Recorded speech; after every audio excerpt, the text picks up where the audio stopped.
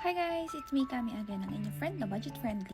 And for today's ganap, nagpunta kami ng asawa ko sa isang onsen spa. Yung pangalan ng spa is Yunomori Onsen Spa.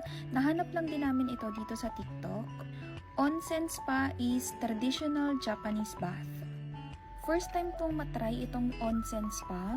Nag-book lang kami ng asawa ko ng appointment a day before nung desired date namin. And pagdating namin sa place, dumiretso kami ng reception para i-confirm yung aming booking.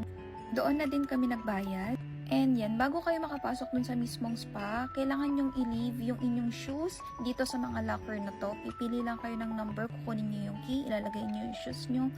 And ayun, ibibigay nyo yung key sa reception. In exchange, bibigyan naman kayo ng reception ng bracelet. And then after, didiretso na kayo dun sa loob and then bibigyan kayo ng kimono. Pagbigay ng kimono, may kasama din yung mesh bag. Sa loob ng mesh bag, meron dun kasamang towel, small towel.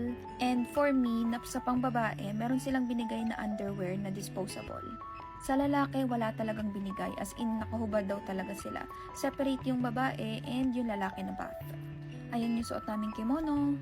And then after nung bath, dumiretso na kami sa massage. Hindi na ako nakapag-video kasi bawal mag-video sa loob ng bath and sa massage area. And then after nung bath and massage namin, ayan, kumain lang kami dun sa cafe.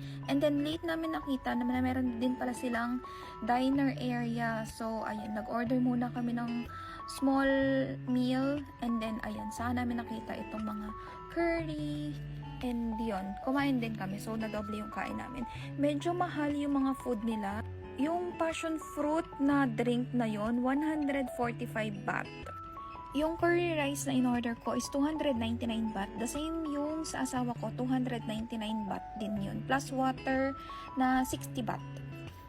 I would say parang medyo pricey yung experience na to. Pero for first time lang naman, just to try, why not, diba? Very relaxing.